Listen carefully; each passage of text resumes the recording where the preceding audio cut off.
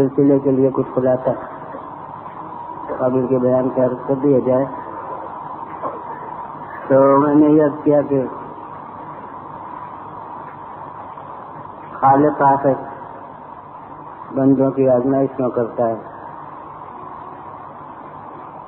جو ہمارے ظاہر و باطن پر حاوی ہے اور ہماری صلاحیتوں سے ہم سے زیادہ واقف ہے، وہ کیوں آزمائش کرے؟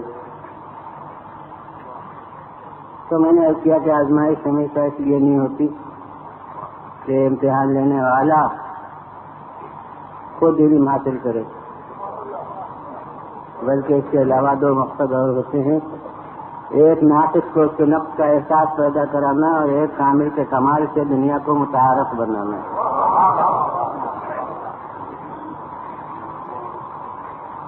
اور اس لیے وہ ہستیاں جو پیش نظر خالق کے ہیں اور اس کے علم میں خاص جوہروں کی حامل ہیں، ان کا تعارف دنیا کو ہو نہیں سکتا جب تک کہ کوئی کٹھن منزلیں ایسی نہ آئیں جس میں دوسروں کے قدم اٹھا جائیں اور وہ ثابت اور برقرار رہیں، تب دنیا کو ان ہستیوں کا تعارف ہوگا. اور اس لیے ضرورت ہے کہ جتنا مرتبہ پیش خدا بلند تر ہو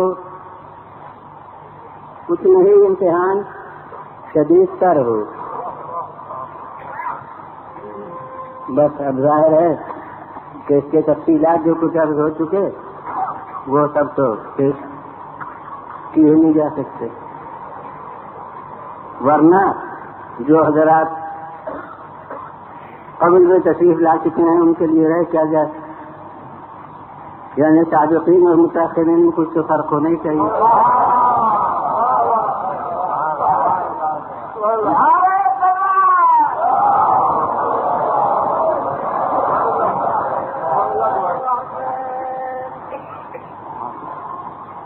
تو عقلی اصول یہ ہوا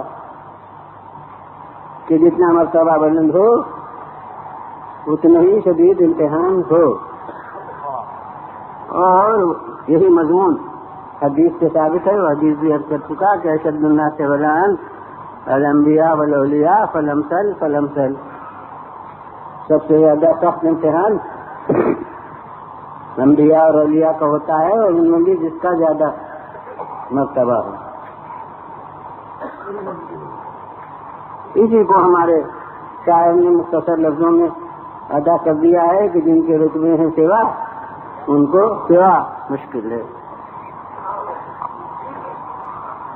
بس اب آج سے اس وقت سے آج کا ریاض شروع ہو رہا ہے. وہ یہ کہ سنت الہیہ بھی یہی رہی ہے عملی طور پر کہ جتنا مرتبہ اونچا تھا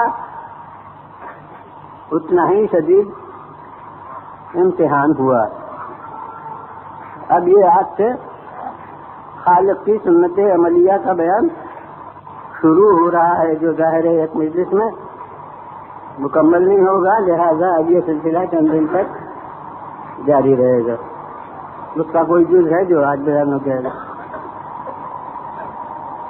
تو خالق کے یہاں سب سے زیادہ اونچا درجہ کن کا ہے؟ ہر ایک جانتا ہے کہ انبیاء اور اولیاء کا درجہ سب سے زیادہ بلند ہے، مگر بنفس قرآنی انبیاء و مرسلین بھی سب ایک سطح کے نہیں ہیں. تیسرے پارے کی پہلی آیت ہے تلک الرسل فضلنا بعضهم علی بعض. یہ پیغمبر ہیں جن میں سے بعض کو بعض پر ہم نے فضیلت عطا کی ہے.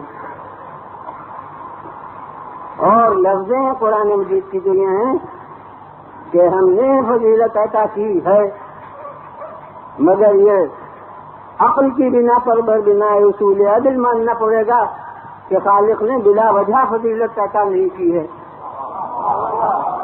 بلکہ ان کے آپس میں جو ذاتی صلاحیتوں میں فرق تھا اس کی بنا پر اللہ نے فضیلتوں کے درجے مختلف قرار دیے ہیں، ورنہ بلا وجہ اگر وہ فضیلتوں میں فرق قرار دے تو یہ عدل کے خلاف ہوگا۔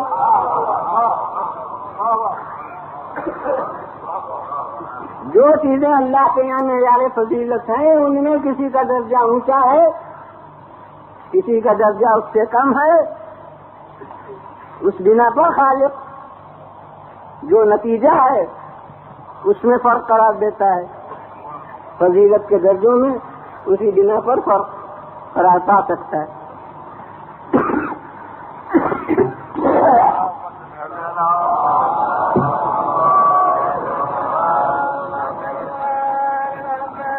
تو آپ کچھ تو ہمیں نام معلوم ہے علم کلام کی اصطلاحوں سے، مثلا ہمیں معلوم ہے کہ ایک درجہ نبوت کا ہے، اس سے اونچا درجہ رسالت کا ہے، یعنی ایک تو لغوی معنی رسالت کے ہیں، وہ تو ہر نبی میں، مگر اصطلاحی طور پر لیکن لغوی مفہوم کے اعتبار سے صفت کا ہونا اور چیز ہے، اور اصطلاحی طور پر کسی لقب کا مل جانا اور چیز ہے۔ مثال کے طور کے اوپر اب میرے یہاں جو نام متعارف ہیں وہ مجھے یاد ہیں، ممکن ہے آپ کے یہاں ان ناموں میں کچھ فرق ہو، کہ ہمارے یہاں ایک منصف ہوتا ہے، ایک جج ہوتا ہے، اور ایک اس کے آگے جسٹس مثلا ہوتا ہے۔ لغت کے اعتبار سے دیکھیے تو جج بھی منصف ہوگا، جو جسٹس ہے وہ بھی منصف ہوگا، تو نتیجتاً سب لفظوں کے معنی ایک ہیں۔ لغوی مفہوم کے لحاظ سے تو جسٹس کو بھی منصف کہنا صحیح اور جج کو بھی منصف کہنا صحیح اور منصف کو جج کہنا بھی صحیح، لیکن چونکہ عہدے الگ الگ ہیں اور عہدے کا نام بالا دست اقتدار کی طرف سے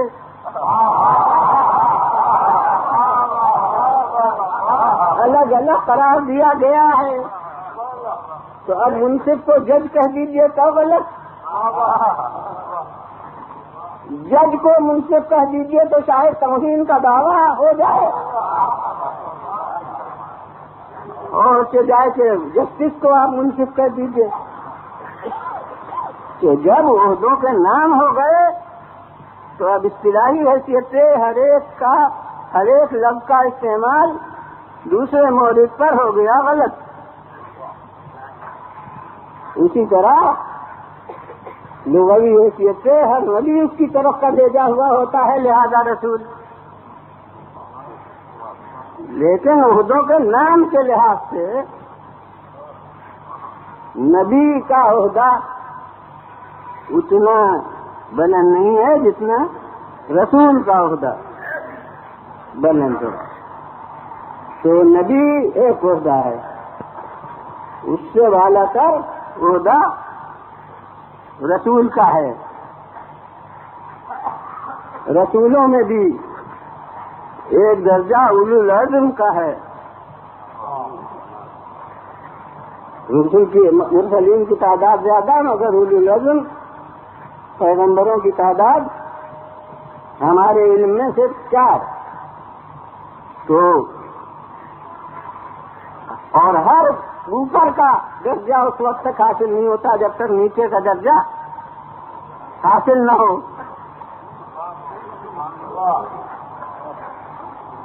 ایم اے اس وقت تک نہیں ہوگا جب تک بی اے نہ ہو، پی ایچ ڈی اس وقت تک نہیں ہوگا جب تک ایم اے نہ ہو۔ تو یوں سمجھ لیجیے کہ رسول اس وقت تک نہیں ہوگا جب تک کہ نبی نہ ہو۔ تو نتیجہ یہ نکلے گا کہ ہر رسول نبی لازمن ہے، لیکن ہر نبی رسول نہیں ہے. جو اولی العزم ہیں وہ نبی بھی ہیں، رسول بھی ہیں. یہ اس کے اونچے کا درجہ ہے اولی العزم کا. یہ مرسلین میں ہمیں فرق معلوم ہے. اور پھر اب اولی العزم کے بعد بھی ایک منزل ہے خاتم النبیین کی.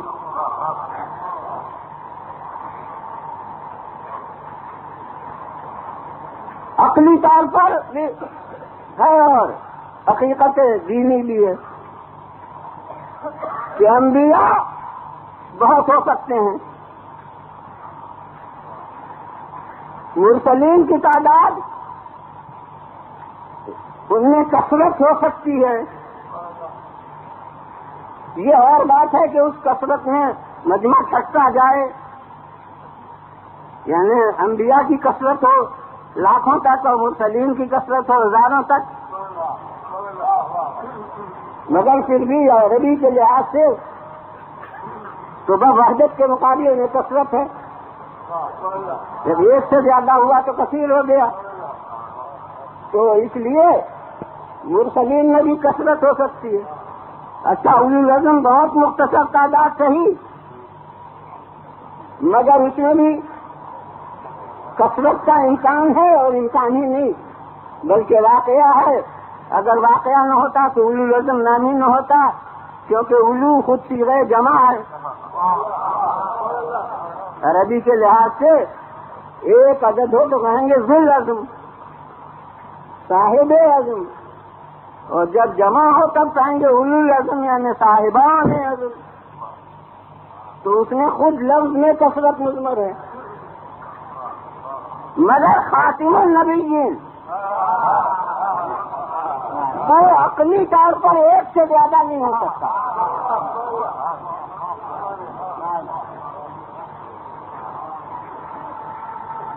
اب اس پس منظر سے الگ کر کے اور میرے لفظوں کے خصوصیات کو نظر انداز کر کے کوئی جملہ کہے تو شاید وہ کوئی شرک کا الزام عائد کر دے. لیکن جو حقیقت ہے وہ کر رہا ہوں کہ اس کے معنی یہ ہے کہ جس طرح عالم وجود میں نے کہا میری لفظ میں بھول رہے ہیں، عالم وجود میں خالق لا شریک ہے، اسی طرح عالم امکان میں خاتم النبیین لا شریک ہے.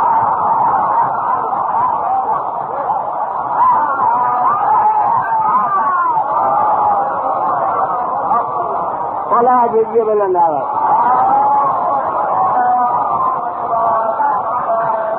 پھر بلند آواز سے پہلے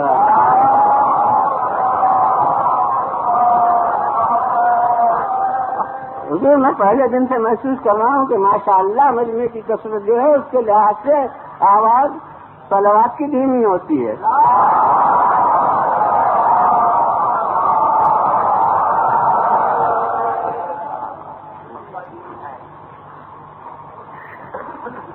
تو اب ظاہر ہے کہ میں نے کیا کہ اس اپنی لحاظ سے کوئی تفریق اللہ کی طرف سے بلا وجہ نہیں ہو سکتی. تو جو نبی بنایا گیا ہے وہ بلا وجہ نہیں، انبیاء میں جو رسول بنایا گیا ہے وہ بلا وجہ نہیں، رسولوں میں جو اولو العزم قرار دیا گیا ہے اولو العزم میں سے قرار دیا گیا ہے وہ بلا وجہ نہیں، اور پھر جو خاتم النبیین قرار دیا گیا ہے وہ بلا وجہ نہیں. اور اس کے لیے ایک قرآن مجید کی آیت میری رہنمائی کرتی ہے، وہ کیا ہے؟ اللہ اعلم حیث یجعل رسالتہ. اللہ ہی خوب جانتا ہے کہ اپنی رسالت کو کہاں رکھے.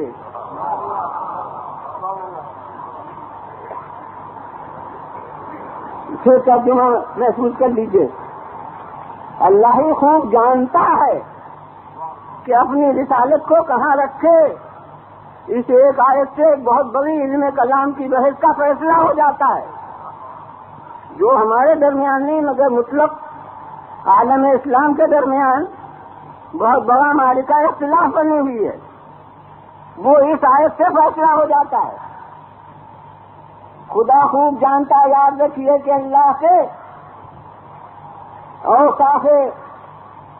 اوصاف کمال میں سے جن کو صفات ثبوتیہ کہتے ہیں، دو مرکزی صفتیں ہیں، ایک علم اور ایک قدرت. علماء علم کلام نے کہا ہے کہ جتنے اور صفات ہیں سب راجع ہیں انہیں دو صفتوں کی طرف. کوئی علم کے تحت میں داخل ہوتی ہے، کوئی قدرت کے تحت میں. مرکزی صفتیں یہ دو ہیں، علم اور قدرت. قدرت کا معنی ہے جو چاہے کرے. علم کا معنی ہے کہ ہر چیز کو جانتا ہے.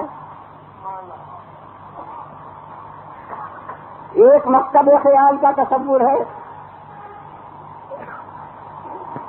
کہ اللہ نبی بنا دیتا ہے، رسول بنا دیتا ہے، اور چونکہ نبی اور رسول بنا دیا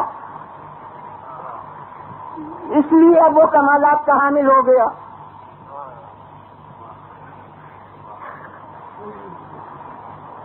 اگر یہ بات ہوتی تو اللہ اپنی قدرت کا حوالہ دیتا، کہتا کہ اللہ قادر مطلق ہے، جسے چاہے نبی بنا دے. کیا مطلب ہوتا کہ نبی تو بناتا ہے ادھادھند دل بخا، جسے چاہے نبی بنا دے، مگر وہ قدرت کا حوالہ نہیں دے رہا ہے، وہ علم کا حوالہ دے رہا ہے. وہ کہتا ہے کہ اللہ جانتا ہے کہ کہاں نبوت رکھے. اس کے معنی ہے کہ کوئی حقیقت ہے جسے دیکھ کے نبوت ملتی ہے.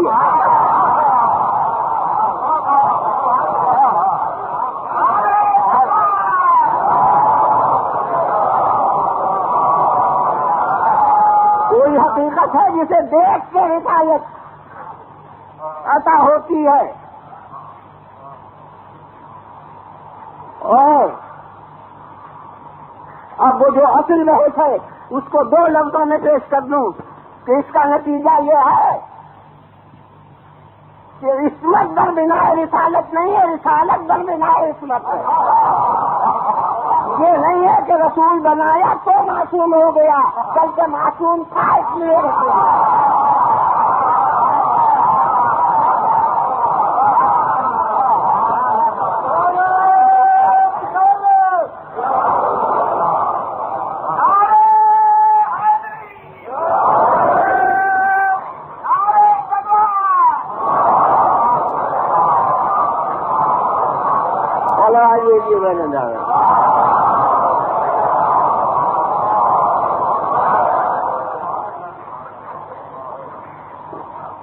اب قرآن مجید کی ہر آیت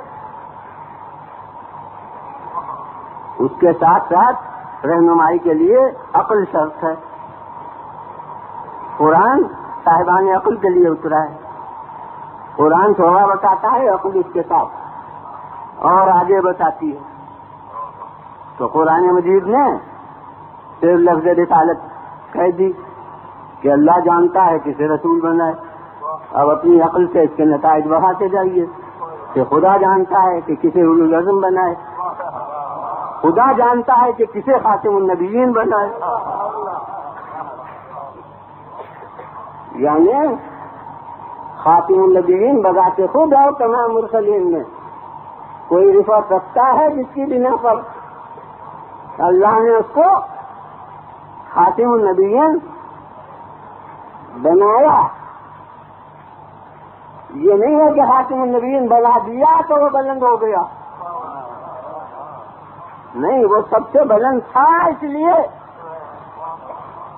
اللہ نے اس کو خاتم النبیین بنایا. ہاں یہ غلط فہمی کو دور کر دوں کہ ہمارا علم محتاج تجربہ ہوتا ہے، لہذا ہم کچھ دن دیکھ لیں کہ یہ اس بلندی پر ہے یا نہیں، تب ہم عہدہ عطا کریں گے. لیکن اللہ تو عالم الغیب ہے، یہ بات تو اختلافی نہیں ہے. جو کچھ بحث ہے وہ رسول کے علم غیب میں ہے، اللہ سبحانہ کے علم غیب میں تو کوئی بحث نہیں ہے. تو اللہ عالم الغیب ہے، اس کا علم محتاج تجربہ نہیں ہے، لہذا اس کے لیے یہ ضرورت نہیں ہے کہ وہ جب پیدا ہو کچھ عرصے تک وہ دیکھ لے کہ یہ معصوم ہے یا نہیں، تب وہ عہدہ عطا کرے، بلکہ وہ اپنے علم غیب کے آئینے میں دیکھتا جو معصوم ہے علم غیب کے آئینے میں، اسے پھر وہ ازل سے تاج نبوت پہنا دیتا ہے. پڑھا دیجیے وزن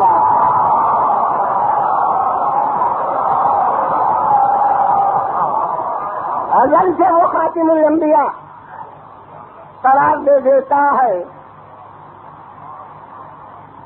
اور اگر ازل سے وہ اس منصب پر فائز نہ ہوتا تو حدیثوں کی بات نہیں ہے، حدیث بھی ہے جسے میں پیش کر سکتا تھا، مگر میں کہتا ہوں کہ قرآن مجید میں موجود ہے کہ تمام انبیاء سے عہد لیا جا رہا ہے کہ یہ آخری نبی آئے تو اس پر ایمان لانا.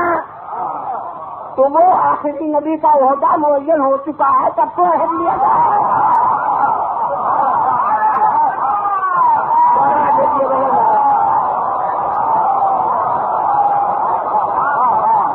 پھر بولے لہٰذا تو بولا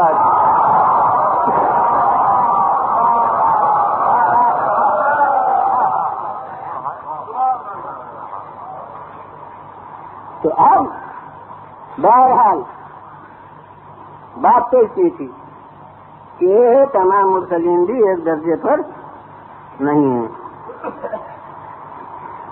فضل نہ بعضهم علی بعض، ہم نے بعض کو بعض پر فضیلت عطا کی ہے. سناتے اب ظاہر ہے کہ وہ انبیاء ان سب کی تعداد بچوں تک کو سکھائی جاتی ہے 1,24,000. ان کے نام ہم میں سے کسی کو معلوم نہیں،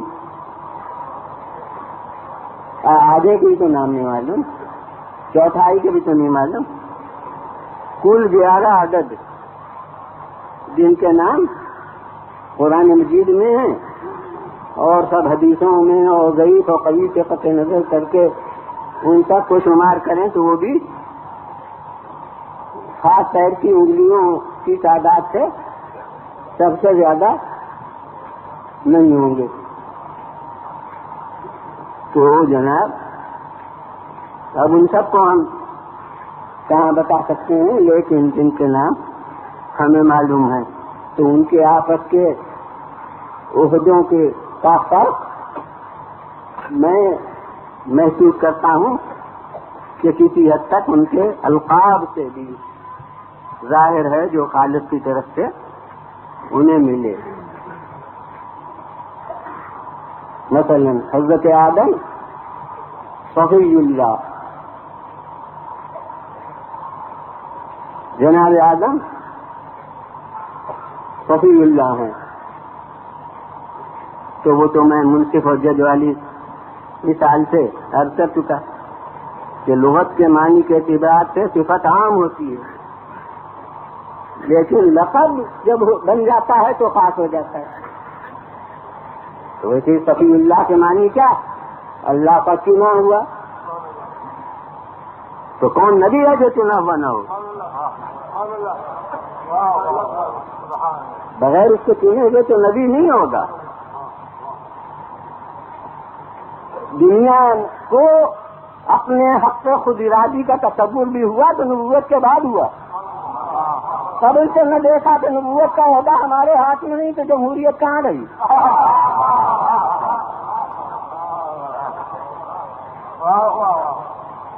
نبوت تو سب کے نزدیک اس کے چننے سے ہوتی ہے. وہاں ہمارے کثرت رائے کو کوئی دخل نہیں، نہ رائے عامہ کو کوئی دخل نہیں. ہمارا حق ارادی تو وہیں ختم ہو گیا.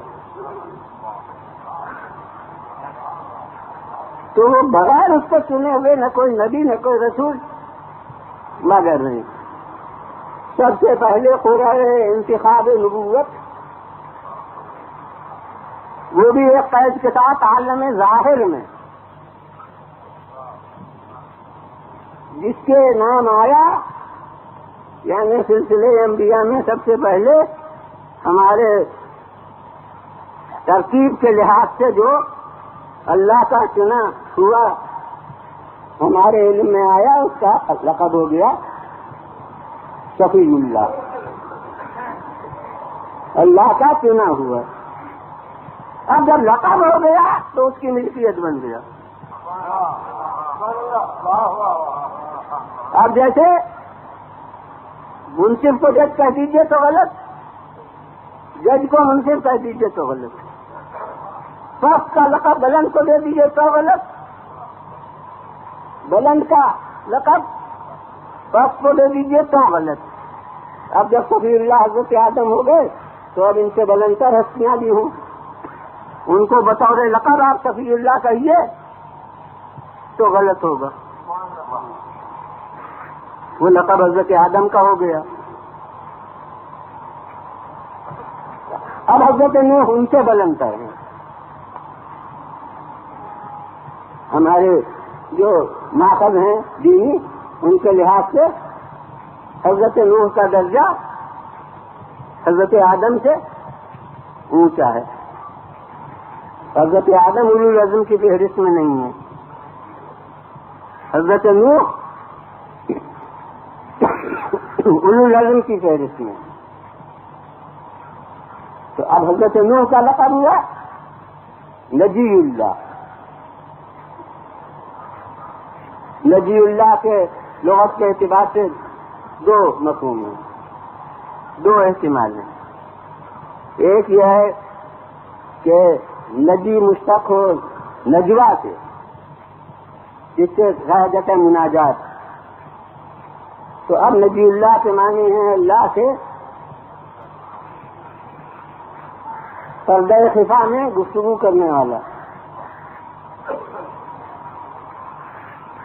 یہ معنی ہوں گے نجی اللہ. دوسرا احتمال یہ ہے کہ نجی مشتق ہو نجات سے، اور فعیل بمانا مفعول ہو. اللہ تو معنی ہوں گے اللہ کا نجات دیا ہوا، زیادہ قوت اسی کو ہے. تو اب خوابوانی لیجیے اللہ سے باتیں کرنے والا. تو کون نبی ہے جس سے کسی نہ کسی طرح سے اللہ باتیں نہ کرتا ہو؟ قرآن مجید میں وہ باتوں کے نوعیتیں درج کر دی گئی ہیں دوسری جگہ، کہ اس کی نوعیت الگ الگ ہوتی ہے. کسی سے پردے کے پیچھے سے ہوتی ہے، کسی سے کلام اور کسی طرح سے ہوتا ہے، بطور وحی جو ہوتا ہے وہ بھی کلام الہی ہوتا ہے. تو ما کان لبشر ان یکلمہ اللہ الا وحیا او من وراء حجاب او یرسل رسولا. تو کوئی فرشتہ ہے وہ پیغام پہنچا ہے، وہ بھی کلام الہی کی ایک صورت ہے. تو وہ سب اقسام کلام ہے. لہذا ہر نبی اور رسول کسی نہ کسی حیثیت سے وہ اللہ سے بات کرتا ہے. تو اب یہ صفت تو عام ہے، اور اگر وہ مانی ہے نبی اللہ اللہ کے نجات دیا ہوا، تو کون نبی ہے معاذ اللہ جو نجات یافتہ نہ ہو؟ میں کہتا ہوں ہر مومن بقدر ایمان نجات یافتہ ہے، مگر وہی بات کہ بس ہونا اور چیز ہے اور لقب ملنا اور چیز. تمام انبیاء عثمانی سے نجات یافتہ ہیں، مگر جسے خاص طور پر کشتی نجات کے ذریعے سے ساحل نجات تک پہنچایا گیا، اس کو لقب مل گیا نجی اللہ۔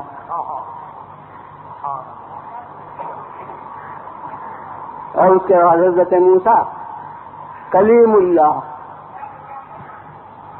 اللہ سے کلام کرنے والے۔ اب وہ نجی اللہ میں کہی چکا کہ ہر نبی اور رسول کسی نہ کسی حیثیت سے ہم کلام ہوتا ہے اللہ سے، مگر جو نمایاں طور پر طور کی منزل پر جاتا تھا اور اللہ سے جس سے گفتگو ہوتی تھی، اس کا لقب ہو گیا کلیم اللہ۔ اب حضرت عیسیٰ آئے، ان کا لقب ہوا روح اللہ۔ اب روح اللہ سے ایک جماعت غلط فائدہ اٹھائے، وہ اور بات ہے کہ اللہ کی روح، مگر یہ میں کہتا ہوں کہ جہاں سے نبوت کی ابجد شروع ہوئی، یعنی حضرت آدم، وہیں ملائکہ سے جب کہا گیا سجدہ کرو تو کیا کہا گیا کہ اذا سبیتہ ونفخت فیہ من روحی، جب میں پتلا بنا لوں اور اپنی روح اس میں پھونکوں، تو اب اگر اس نسبت سے کہ اپنی روح ہے کوئی اللہ تو کافی بن جاتا ہو، تو پھر آدم ہی سے شروع کیجیے۔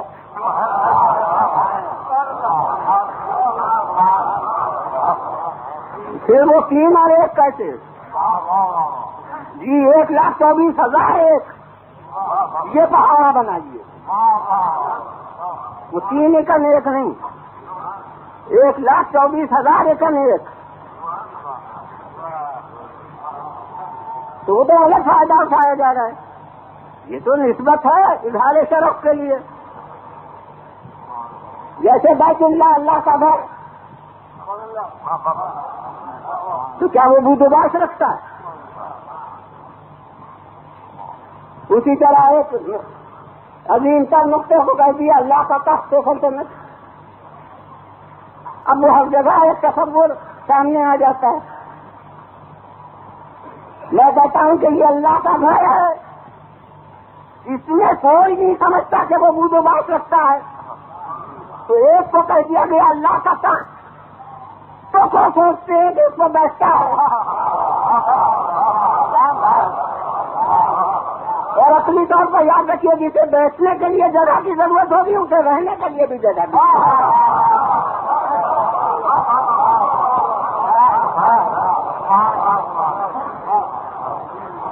میرے نزدیک تو یہ بھی نسبت ہے اظہار شرف کے لیے، وہ بھی نسبت ہے اظہار شرف کے لیے۔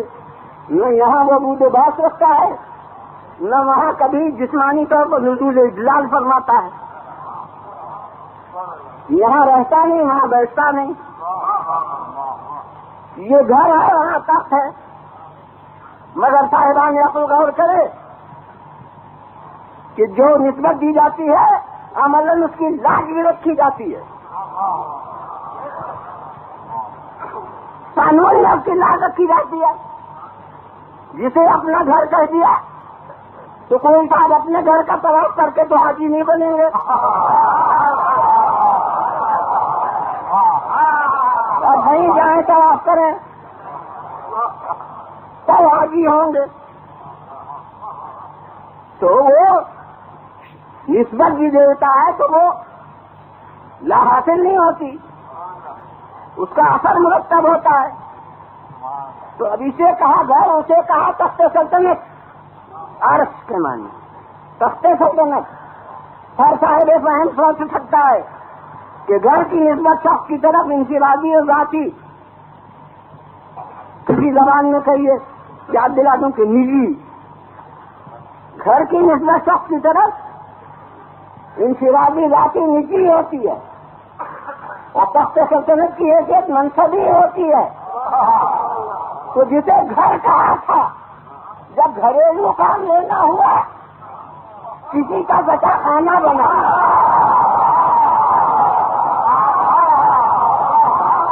اسے منتخب کیا، اور جسے تخت سلطنت کہا تھا جب کسی کو سرکاری مہمان بنانا ہوا تو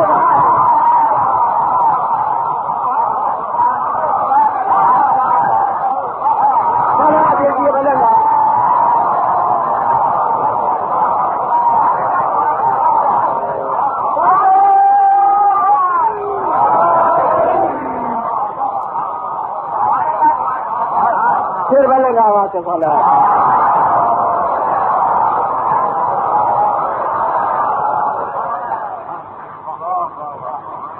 تو بہرحال یہ سب نسبتیں ہیں. ویسے ہی جیسے نجی اللہ، جیسے صفی اللہ، ویسے روح اللہ، اس سے زیادہ اس میں کچھ نہیں.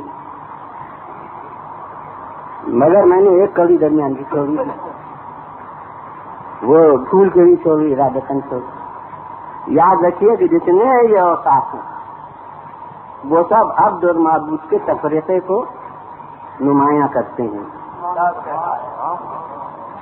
صفی اللہ اللہ کا چنا ہوا، یعنی چننے والا وہ ہے، اور اس کی بلندی یہ ہے کہ سنا ہے. نجی اللہ اللہ کا نجات دیا ہوا، تو نجات دینے والا اور ہے، اور اس کی بلندی یہ ہے کہ اسے اس نے خصوصی طور پر نجات دی ہے. کلیم اللہ اللہ سے ہم کلام ہونے والا، تو اب ظاہر ہے وہ مرکز بلندتر ہے جس سے کلام باعث عزت ہے، اور اس کی عزت یہ ہے کہ یہ کلام کرتا ہے اس سے. روح اللہ اس کی کوئی خاص نہیں، تو وہ ذات بلندتر ہے، اس کی رفعت یہ ہے کہ اس کی طرف نسبت خاص رکھتا ہے. لیکن ان سب سلسلے میں ایک ذات ایسی ہے کہ اسے لقب ملا خلیل اللہ، اللہ کا دوست. اب کون ہے جو دوستی کے تقاضے نہ جانتا؟ میں کہتا ہوں کہ جب کہا اللہ کا دوست، تو یہ دوستی کی لفظ مقام تعبیر میں برابر کا رشتہ ہے.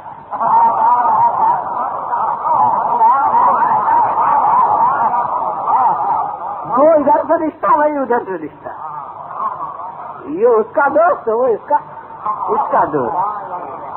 اب اس سے بڑھ کے ممکن کی بلندی کیا ہو سکتی ہے کہ واجب مقام تعبیر میں برابر کی صفحہ دے دے. جی وزن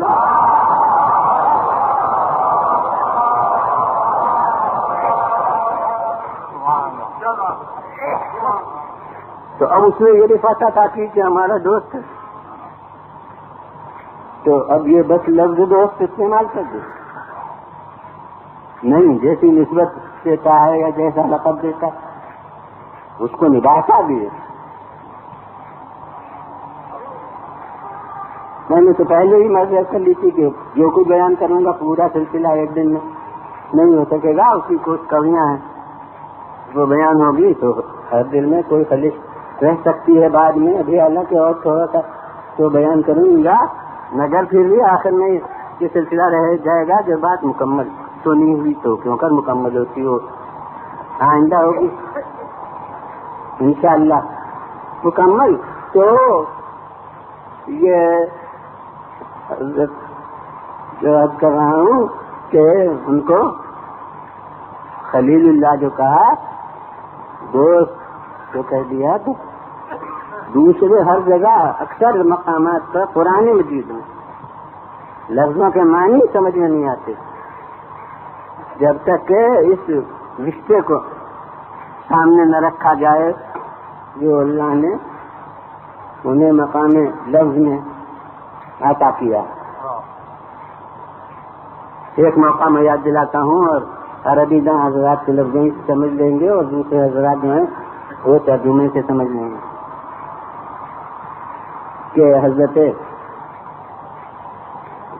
ابراہیم کے پاس فرشتے آ گئے اور بڑے مہمان نواز تھے. اب یہ روایت نہیں ہے، آیات قرآن کا مضمون ہے جو کہ فرشتے آ گئے یہ مہمان نواز تو تھے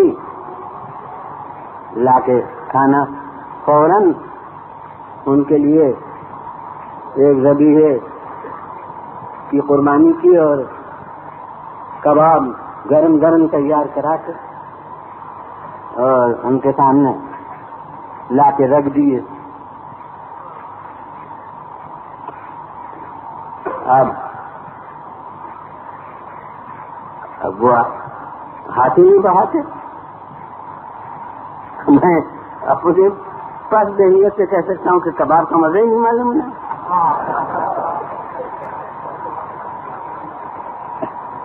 مجھے کوئی ذوق ہی نہیں اس کا. وہ بھاپ اٹھ رہی ہے, کباب رکھے ہیں, ہم ہوں تو انتظار ہو کہ کب وہ بسم اللہ کہتا ہے. جتنی دیر ہو وہ بھی گلا گزر جائے کہ کباب ٹھنڈے ہو جائیں گے. میں وہاں بجے نہیں, کچھ نہیں, رکے نہیں کرتے, ان سے مطلب ہی نہیں دے. اب کیا کروں میں, کسی کتاب میں فرق کیجیے, کسی مضمون میں یہ تذکرہ اپنی طرف لکھ دوں تو مجھ پر الزام عائد ہو جائے گا کہ دیکھیے انبیاء کے علم لدنی کا انکار کرتی. اب میں کیا کروں, قرآن کا بیان ہے. اگر وہ سمجھ رہے ہوں کہ یہ نبی ہیں تو حیرت کیوں ہو, لائیں کیوں کباب. مگر یاد رکھیے کہ کبھی خالق کا مقصد امتحان وابستہ ہوتا ہے حقیقت کو پردے میں رکھنے کے ساتھ.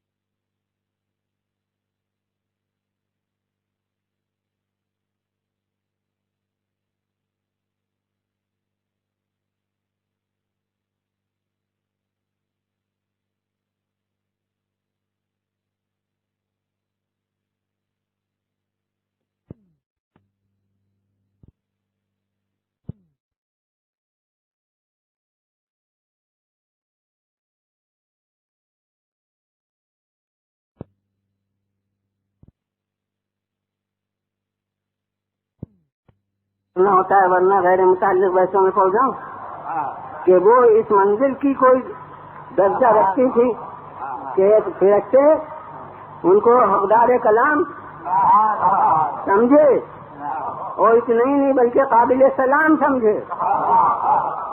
تو اب اس کے بعد کسی کو حیرت نہ کہے کہ اہل البیت کیوں کہہ دیا. السلام علیکم اہل البیت ہے یہاں, تو اہل البیت کہہ دیا. جی وہ اہل البیت رشتے کی بنا پر نہیں کہا, صفات کی بنا پر کہا. فلاں جو جی بولے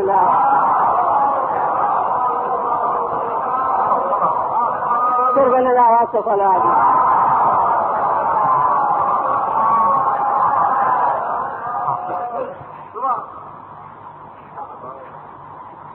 تو اب انہوں نے تو فقط لفظوں سے اظہار تعجب کیا, ہو یہ وہ اور وہ ظاہر ہے صنف خواتین انہوں نے تو یہ سن کے منہ پیٹ لیا, ارے میرے یہاں اولاد ہے. فقط وجہ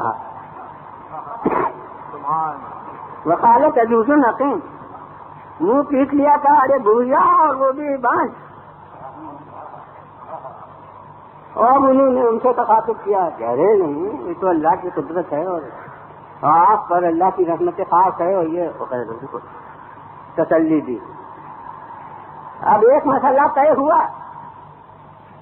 تو وہ دوسرا گیا کہ ہم قوم لوط پر عذاب نازل کریں. اب یہیں سے کردار ابراہیم کی رفت سامنے آ جاتی ہے کہ اس کے قبل کے انبیاء کے کردار کی جو مثالیں ہیں وہ امتوں پر عذاب کی دعائیں مانگتے رہے ہیں.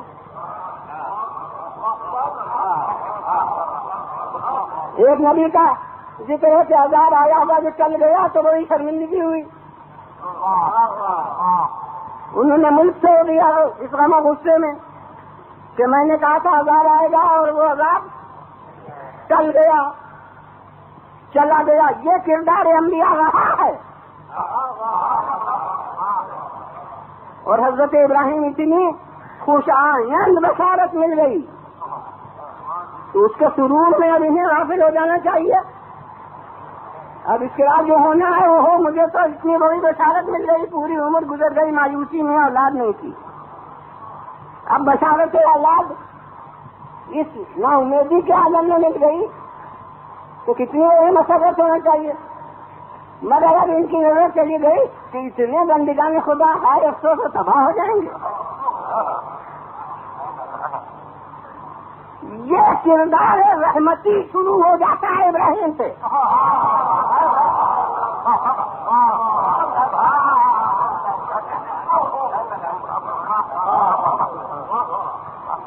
حضرت نوح تک مثال ہے دعا عذاب کی.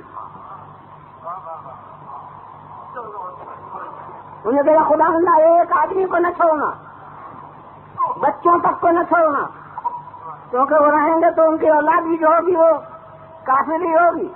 یہ سب حضرت نوح کی باتیں قرآن مجید میں ہیں.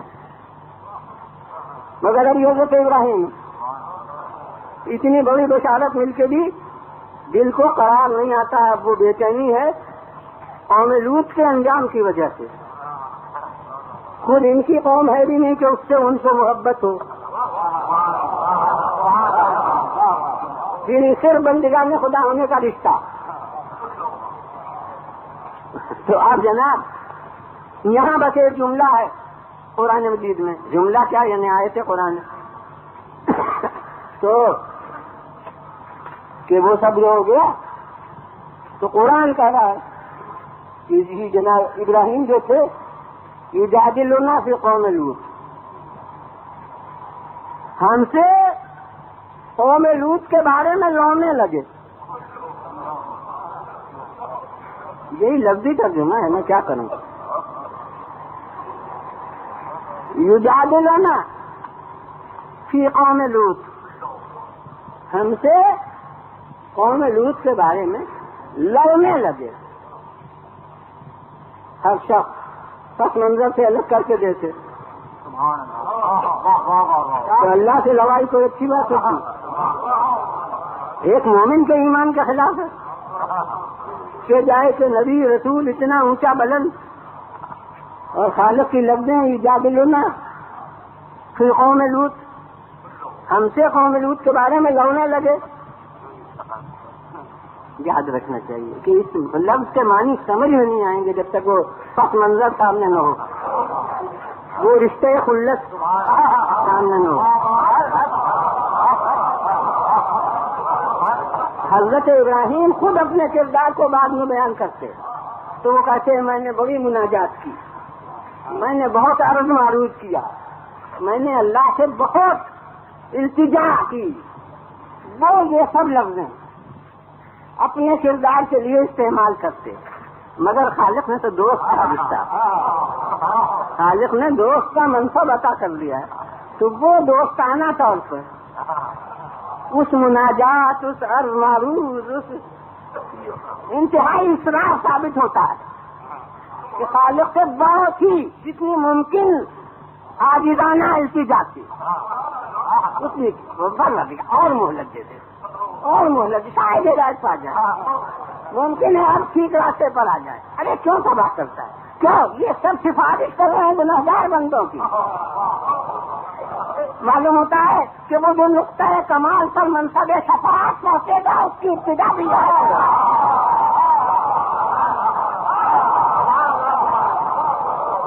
بنا دیجیے بولے گا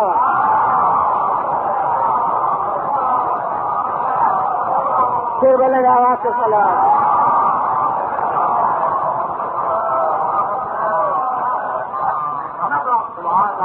انہوں نے اپنی سی کوئی کمی نہیں کی. یہ بات ہے کہ اللہ کی حکمت بلند اس نے ان سب کے اسرار کے بلیغ اس کو قرآن نے لونے کی لفظ سے تعبیر کیا، نہیں قبول کیا. اب بعض موقعوں پر لوگ کہتے ہیں بھلا نبی دعا کرے وہ قبول نہ ہو، بھلا رسول بخشش کے لیے التجا کر دے اور منظور نہ ہو. وہ اس کا دعا کرنا بخشش کرنا وہ اس کا خلق بلند ہے، اور وہ قبول نہ کرنا اس کی حکمت بلند ہے.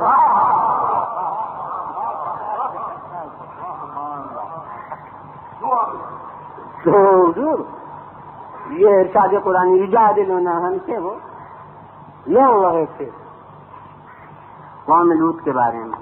کوئی اور لوگ عذاب الہی کا مستحق، اور اب یہیں فوراً یجادلون سکو ان ابراہیم لحلیم اباہ منیب، یعنی وہ لونا اللہ کو پسند آ گیا. ہم سے لو رہے تھے قوم لوط کے بارے میں. ارے ابراہیم بڑا متحمل بندہ تھا، بڑا اللہ سے لو لگانے والا تھا، بڑا رجوع کرنے والا تھا خدا کی طرف. یہ تعریفیں ہونے لگی اس رہائی پر. معلوم ہوا کہ بندگان خدا سے ہمدردی اتنی اللہ کو پسند ہے کہ جو اس کے علم میں غیر مستحق بندے ہیں رحمت کے، ان کے لیے بھی دعا رحمت اسے پسند آ رہی ہے. تم اپنی طرف سے بخل نہ کرو، وہ ہمارا کام ہے کہ ہم معاف کریں یا نہ کریں. تم کیا بخل کرو؟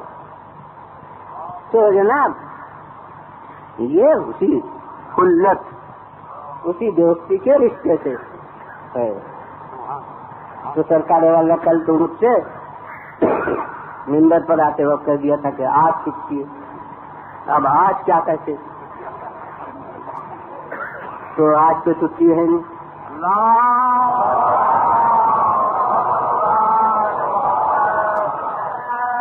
تو میں کہتا ہوں یہ جو آغاز تھا اسی کا انجام ان کے بعد ان کے ورثہ داروں میں رہا.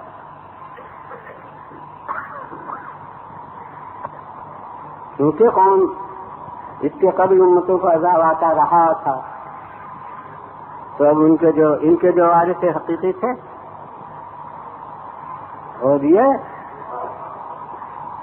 ابراہیم حضرت ابراہیم کی دوسری صفت ہے کہ خاتم الانبیاء جو ہے، حالانکہ بیچ میں دو اولو العزم رسول آ چکے تھے، ایک حضرت موسیٰ اور ایک حضرت عیسیٰ، مگر حضرت خاتم المرسلین انہوں نے اپنے کو نہ سنت موسیٰ پر بتایا نہ سنت عیسیٰ پر بتایا. انہوں نے بتایا ملت ابیکم ابراہیم، یہ میرا دین جو ہے وہ تمہارے منہ سے اعلیٰ ابراہیم کی ملت ہے. یعنی حضرت خاتم الانبیاء مکمل دین ابراہیم سے. وہ دین ابراہیم عمومی لفظ سے کہہ دیا، دین تو شروع ہوا ہے آدم سے، یعنی مکمل سنت ابراہیم.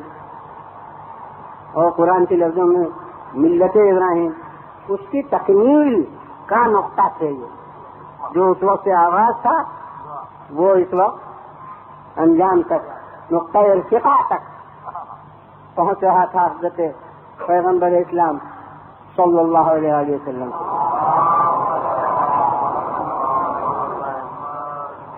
اس لیے وہ حضرت ابراہیم سے جو کردار شروع ہوا تھا وہ بھی اب مقام معراج تک پہنچا.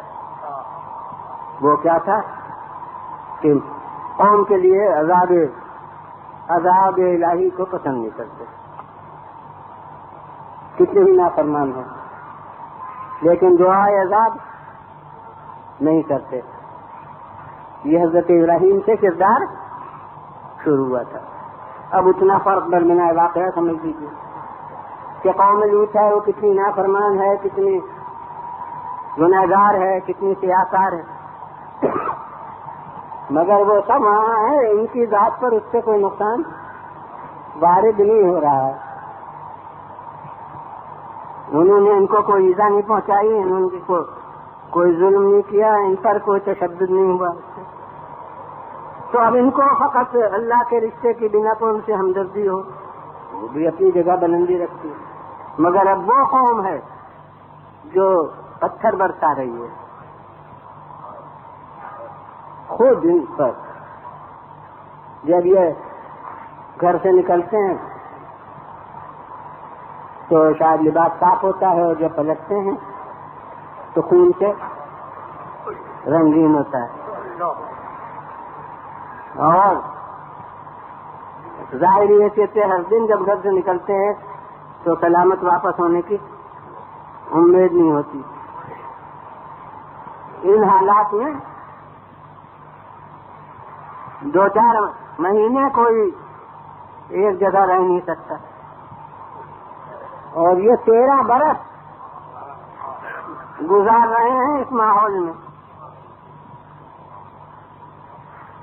اور پتھروں کے توڑنے سے جسم سے خون بہتا ہے. یعنی بلند نفوس کے لیے کچھ مظالم اس سے بالاتر ہوتے ہیں.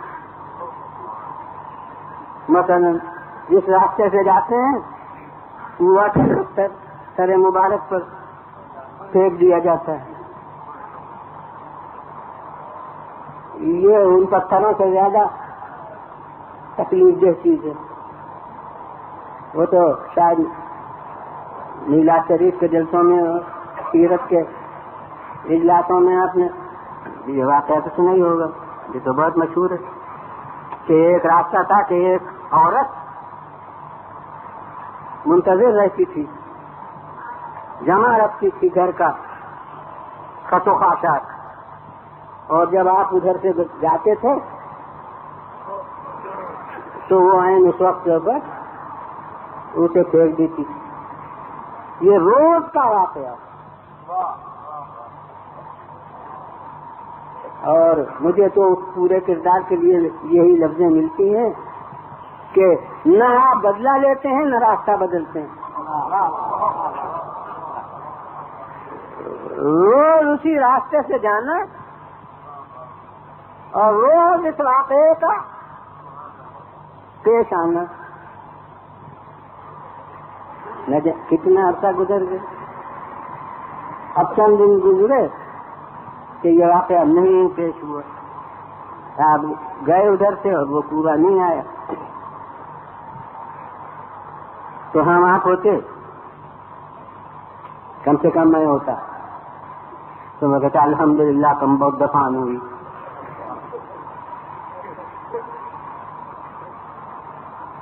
اللہ نے عذاب نازل کیا، یہ تجویز کر لیتا. مگر وہاں کیا ہو رہا ہے کہ محلے والوں سے پوچھتے ہیں، اب اس کا نام وغیرہ تو ظاہری طور پر معلوم نہیں، پوچھتے ہیں کہ بھئی وہ ایک عورت تھی، وہ ہمارے سر پر پورا پھینک کیا کرتی تھی. میں کہتا ہوں جیسے بڑا اچھا کام کرتی تھی، ہمارے سر پر پورا پھینکتی تھی. کیا بات ہے کہ کئی دن سے یہ نہیں ہوا. ہم کسی دوست کو کئی دن نہ دیکھیں تو فکر نہیں ہوتی، ہمارے دشمن کی فکر ہو رہی.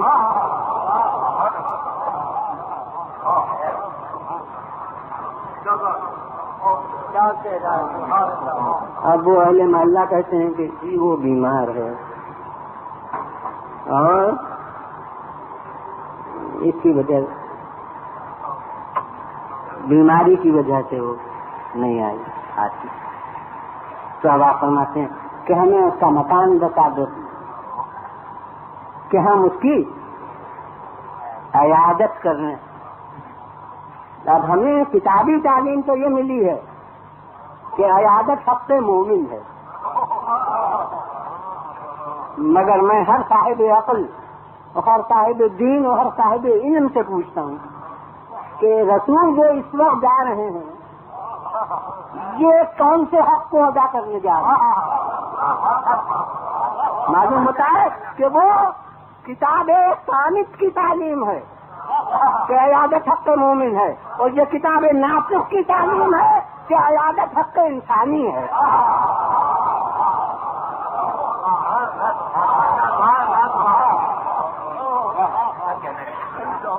حق ایمانی نہیں ہے فقط، بلکہ حق انسانی ہے کہ دوسرے کے دکھ درد میں کام آؤ۔ اب رسول تشریف لے جاتے ہیں اس کے گھر پر۔ اب مجھے معلوم ہے کہ ایک طبقے نے پیغمبر کی تصویر کھینچی کہ ایک ہاتھ میں تلوار اور ایک ہاتھ میں قرآن، یعنی قرآن اس تلوار سے پھیلا۔ اب میں اس دنیا کو مخاطب کر کے پوچھوں گا، رسول اس کے پاس جا رہے ہیں، وہ اپنی پاس ذہنیت سے یہ سمجھتی ہے کہ بدلہ لینے کو میرے کردار کا آئے ہیں، تو وہ کہتی ہے کہ اب اس عالم میں آپ آئے ہیں بدلہ لینے جب میں بیمار ہوں۔ تو آپ فرماتے ہیں کنیز خدا، یہ تخاطب اس رشتے کا اظہار ہے جو مستقل عمل ہے۔ ارشاد فرماتے ہیں کنیز خدا، میں بدلہ لینے نہیں آیا، میں یہ سن کر کہ تم بیمار ہو تمہاری مزاج پرسی کو آیا، بھائی یہ سننا تھا کہ کچھ دیر خاموش تھی، اور اس نے کہا کہ یاد رکھیے کہ اس وقت سے پہلے آپ سے بہت کہ میں کسی کو دشمن نہیں رکھتی، اور اس وقت کے بعد آپ سے زیادہ مجھے کوئی محبوب بھی نہیں۔ اب آپ اپنا پیغام پیش کیجئے کہ میں اسے قبول کروں۔ بس اب میں نے اسی لیے وہ تصویر کا مربع آپ کو یاد دلایا تھا، میں اس دنیا کو بلاتا ہوں کہ اب اس وقت پیغمبر کون تلوار لے کے گئے۔ معلوم ہوتا ہے کہ اس نیام میں شمشیر فولادی تو ابھی ہے ہی نہیں، بلکہ اس میں نیام میں کوئی اور تلوار بھی ہے، اور وہ تلوار ہے حقانیت اور اخلاق کی۔ اور بھائی یہ تو ایک مستقل موضوع ہے، کبھی ممکن ہے کہ کسی سلسلے میں جو ابھی تو میں ہوں آپ کے درمیان تو وہ بیان ہو جائے، مگر یہ میں اب کروں گا یہاں ایک مختصر جملوں میں کہ یاد رکھیے کہ ان کا مقصد اس تلوار سے، اس شمشیر فولادی سے تو پورا بھی نہیں ہوتا۔ وہ شمشیر فولادی تو آدمی ہی کا خاتمہ کر دیتی ہے، مردم شماری میں اضافہ کیا کرے گی؟ انہیں تو ایسی تلوار چاہیے کہ کافر رہے مگر کفر کٹ جائے، وہ ایمان سے تبدیل ہے۔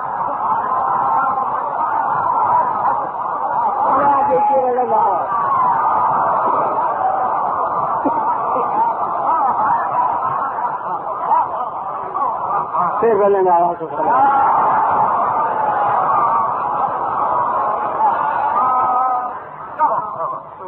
پتھر برس رہے ہیں جس میں مبارک سے، اور بددعا نہیں کرتے۔ صرف یہی نہیں کہ بددعا نہیں کرتے، بلکہ جتنے ان کے مظالم بخشے ہیں اور جتنی اپنے کو اذیت زیادہ ہوتی ہے اتنا خطرہ محسوس کرتے ہیں کہ مشاہدہ یہ ہے کہ گزشتہ امتوں پر عذاب نازل ہوتا رہا ہے، لہذا بجائے اس کے کہ بددعا کریں کہتے ہیں رب اہد قومی فإنہم لا یعلمون۔ دیکھیے جیسے ان کے لیے سفارش کر رہے ہیں کہ پروردگار میری قوم کو ٹھیک راستے پر لانے کی توفیق عطا کرے، یہ جانتے نہیں مجھے، ان کی طرف سے حضور خواہی ہے بارگاہ الہی، یہ بیچارے نادان ہیں، علم نہیں رکھتے، مجھے جانتے نہیں، ان کی ہدایت فرما۔ یہ ہے ان کا کردار، یہ وہی کردار تھے۔ اس کردار کے لحاظ سے آدم حضرت ابراہیم تھے اور خاتم حضرت محمد مصطفیٰ صلی اللہ علیہ وسلم، اور اب جو ان کے ورثہ دار تھے اور جو یوں کہوں کہ ان کا جز تھے، ان کو وراثت میں یہ کردار بھی ملا۔ وہ دشمن سے بھی ہمدردی رکھتے ہیں، وہ غلط راستہ اختیار کیے ہوئے اس غلط راستے سے یہ نفرت رکھتے ہیں، مگر ان رہنماؤں سے ان کو نفرت نہیں ہے، ہمدردی ہے۔ اور اس کی وجہ سے کیونکہ ظاہر ہے یہ اوائل عشرہ کی مجلس ہے، تو ابھی کوئی خاص حال شروع نہیں ہوتا ہے، تو اس لیے یہ تذکرہ حالانکہ ذرا قبل کا ہے مگر پیش کروں کہ دشمن کی فوج ہے اور وہ پیاسی ہے۔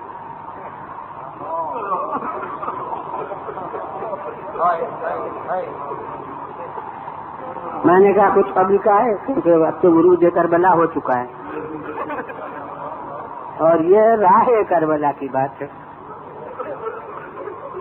تو میں نے جہاں تک تجزیہ کیا ہے واقعات کا اور رفتار دیکھی ہے تو غالباً یہ پہلی محرم کا واقعہ ہے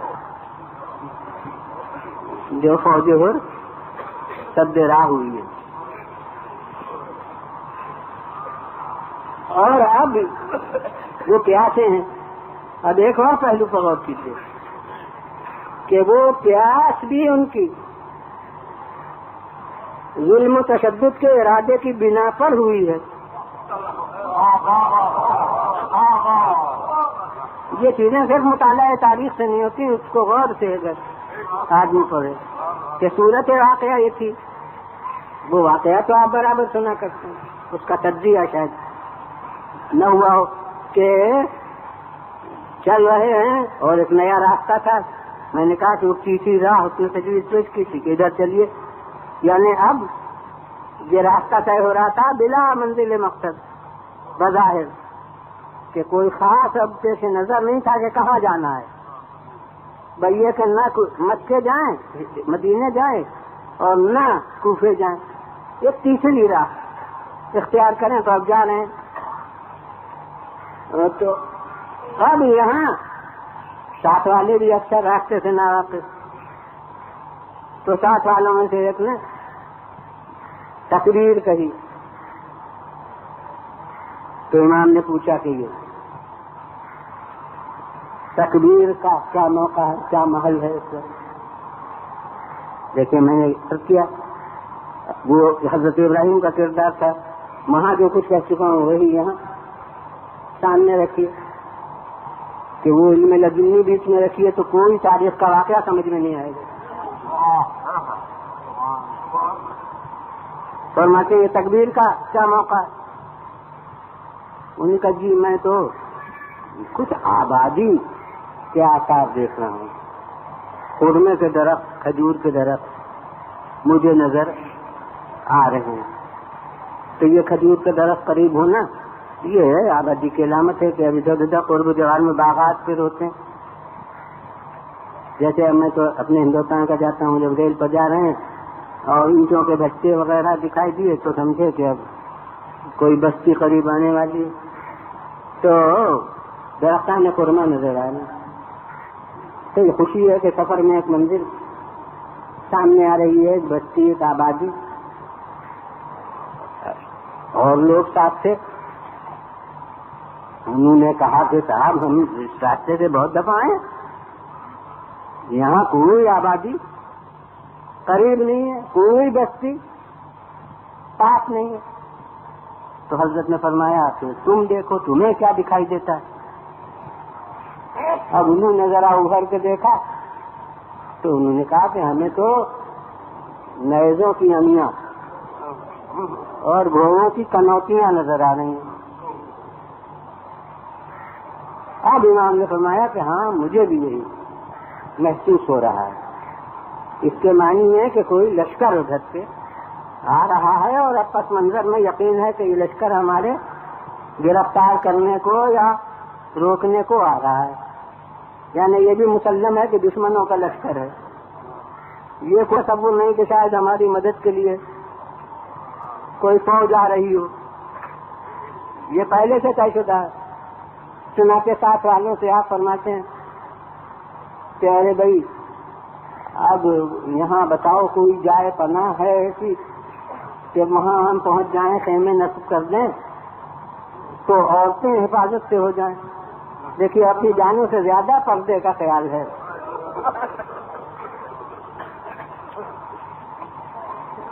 کچھ لوگ جو واقف رات سے انہوں نے کہا جی ہاں ایک حسن پہاڑی قریب ہے، اگر ہم ان کے پہلے وہاں تک پہنچ جائیں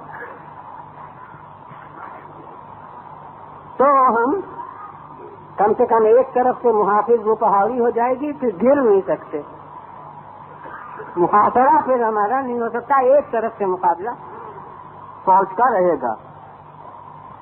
چنانچہ تیز رفتاری کے ساتھ اس پہاڑی کی طرف روانہ ہوئے۔ اس فوج نے محسوس کیا کہ انہوں نے راستہ بدل دیا۔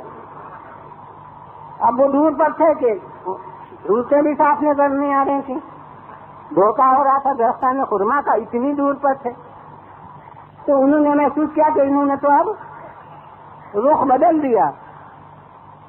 تو وہ بھی سیاست جنگ سے واپس تھے۔ اب ان کی کوشش ہو گئی کہ ہم پہلے پہنچ جائیں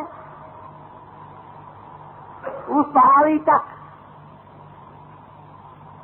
تاکہ ان کا گھیراؤ کر سکیں، جو ان کا مقصد ہے اس میں ان کو ناکام بنا دیں۔ اس لیے انہوں نے رفتار تیز کر دی اس عرب کی دھوپ میں۔ تو اب یہ تشنگی کا غلبہ جو ہوا ہے یہ ارادے ظلم سے ہوا ہے۔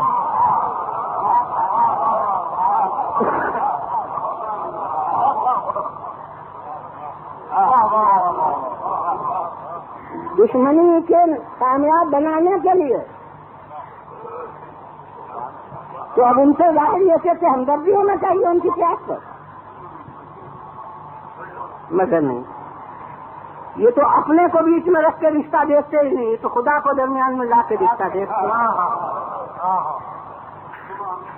ان کو اس سے مطلب نہیں کہ ہمارے سد راہ ہونے کے لیے ہیں، ان کو اس سے مطلب نہیں کہ ہمارے سد راہ ہونے کی وجہ سے یہ پیاسے ہوئے ہیں، جی نہیں، اتنے بندگان خدا ہیں اور پیاسے ہیں۔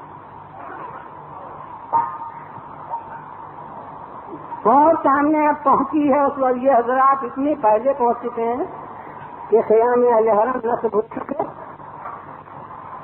اور 18 تلواریں لے کے تیار ہو کے، یوں کہوں کہ دیوار بن کے سامنے کھڑے ہو چکے، تلے ہوئے کہ اب آئیں۔ اور اس وقت وہ پہنچتے ہیں اس عالم میں کہ گھوڑوں تک کی زبانیں دہن سے باہر ہیں پیاس کی وجہ سے، پوری فوج تباہ حال ہے۔ کوئی سیاست جنگ کا ماہر ہو تو وہ ان کی پیاس کو اپنے لیے مدد الہی سمجھے۔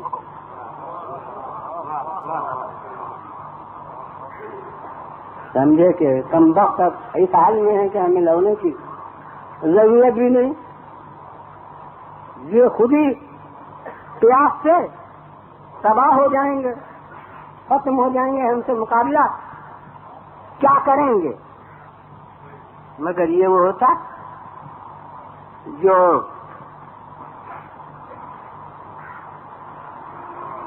سربراہ سیاست ہوتا اور جو وارث رحمت للعالمین تھا،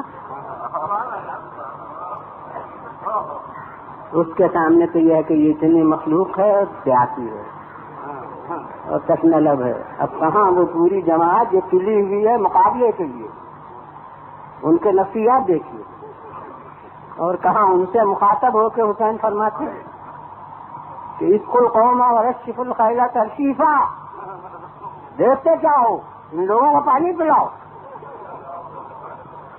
اور گھوڑوں کو بھی ایسا پانی پلاؤ جو حق ہے پانی پلانے کا۔ صاحبان علم بھی موجود ہیں، عربی داں افراد اور عام معنی میں بھی ہوں گے کثرت سے، تو وہ تو سمجھ ہی خود ہی جانتے ہیں کہ یہ رشف الخیلہ ترشیفہ یہ مفعول مطلق ہے، ترشیفہ اس سے آپ متعارف ہیں، وہی ترکیب ہے یطہرکم تطہیرا۔ تو کیا ترجمہ سنتے ہیں؟ تمہیں پاک رکھے اس طرح جو پاک رکھنے کا حق ہے، تو یہ پاک رکھنے کا حق اس تطہیرا سے وہ مفعول مطلق ہے۔ ویسے ہی رشف الخیلہ ترشیفا،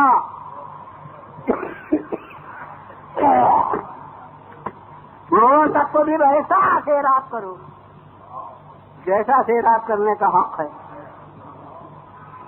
اب یہ تو ترجمہ میں نے کر دیا، اب صاحبان عقل غیر عربی داں ہوں وہ بھی سمجھ لیں کہ یہ زور دینے کے لیے ہے کہ کمی نہ ہونے پائے، ویسا سیراب کرو جیسا سیراب کرنے کا حق ہے۔ یہ مفعول مطلق فوج کے لیے نہیں آیا، اس کو قوم کو سیراب کرو، وہاں نہیں آیا کہ اس کو قوم سقیا، ایسا سیراب کرو جو سیراب کرنے کا حق ہے۔ وہاں سے ہٹا کے یہاں آیا کہ گھوڑوں تک کو سیراب کرو جیسا سیراب کرنے کا حق ہے۔ اب صاحبان عقل سمجھیں کہ فرد خفی پر جو غیر نمایاں ہو اس پر زور دے دیا جائے تو فرد جلی خود نمایاں ہو جاتی ہے۔ اگر آدمیوں میں کہا جاتا کہ ایسا سیراب کرو جیسا سیراب کرنے کا حق ہے تو گھوڑوں کے بارے میں کوتاہی ہو سکتی تھی،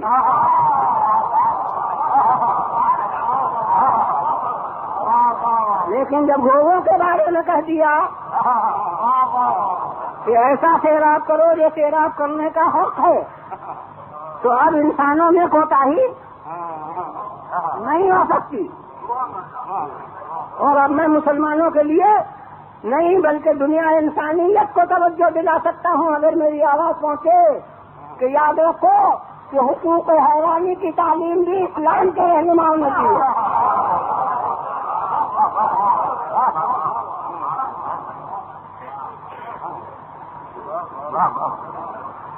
لوگوں کو بھی ایسا سیراب کرو جیسا سیراب کرنے کا حق۔ ایک دم سے پوری جماعت کی ذہنیت بدل گئی، کہاں تو مقابلے کے لیے تیار اور کہاں ایک جملہ امام کا وہ ہے کہ اب ایک دم سے سب نے تلواریں ہاتھوں سے رکھ دی، مشقیں اٹھائیں۔ مجھے کربلا میں تو ایک سختہ معلوم ہے اور آج اتنے سب سختہ بنے ہوئے ہیں۔ اور یہاں ایک لفظ تاریخ کی تو میں نے ابھی عرض نہیں کی کہ یہ جملہ کن سے کہا تھا۔ تاریخ کہتی ہے قال لفتیان، حسین نے اپنے جوانوں سے کہا۔ اب تو میرے سامنے تصویر کھنچ گئی کہ ایک مشق علی اکبر لیے ہیں، ایک مشق عباس لیے ہیں، ایک مشکیزہ قاسم بھی کاندھے پر لیے ہیں، جو مشق انہوں محمد لیے ہیں، جتنے ہیں وہ سب پانی پلانے میں مصروف، اور وہ دوسرے سیاسی سربراہ ہوتے ہوں گے کہ خوبصورت فرمان دے دیں اور اس کے بعد کہیں کہ قوم تعمیل نہیں کرتی تو ہم کیا کریں۔ جی نہیں، انہوں نے حکم دیا ہے تو کرسی بچھا کے بیٹھ گئے کہ کوتاہی ہونے نہ پائے، اور یہ ارادہ کر کے بیٹھے ہیں کہ جب ضرورت ہو تو میں خود بھی کھڑا ہو جاؤں۔ ماشاء اللہ عزکم اللہ۔ عام نگاہ میں تو ابھی مسائل بیان ہی نہیں ہو رہے ہیں، مگر ماشاء اللہ آپ گریا فرما رہے ہیں۔ وقت آ گیا، وہ وقت آ گیا، وہ موقع. قدیم ترین تاریخ جو ہمارے سامنے ہے تابعی، اور قدیم ترین نہیں بلکہ اس دور کی بسیط ترین تاریخ، اور اس دور کی عالم اسلام میں مستند ترین تاریخ. تبری وہ لکھتا ہے کہ ادھر کی فوج کا ایک سپاہی علی ابن طاہر نے محاربی ناقل ہے کہ میں فوج حر میں سب سے پیچھے تھا، اور کیا غلبہ اتنا تھا کہ اسی وجہ سے ساتھ ساتھ چل نہیں سکا. دیر میں پہنچا جب اصحاب حسینی دوسروں کو پانی پلانے میں مصروف تھے تو میری طرف کسی نے نہیں دیکھا، تو امام خود متوجہ ہوئے.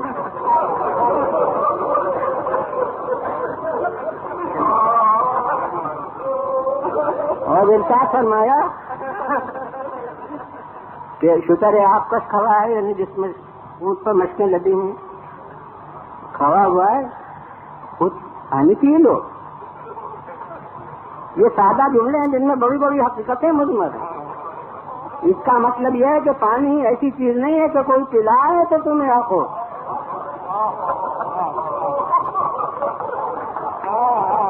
اس میں ہر انسان کا ذاتی حق ہے.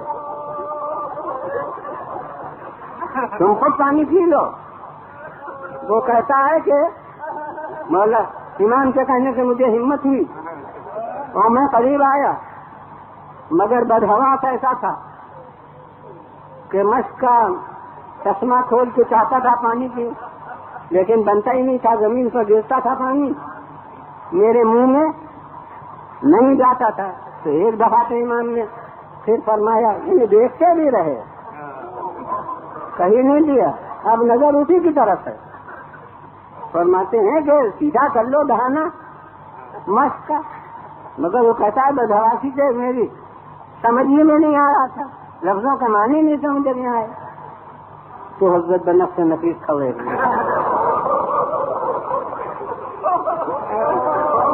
میرے پاس تشریف لائے، دہانا مشق کا درست کیا، مجھے پانی سے تیرا تھا، بس اہل ازار.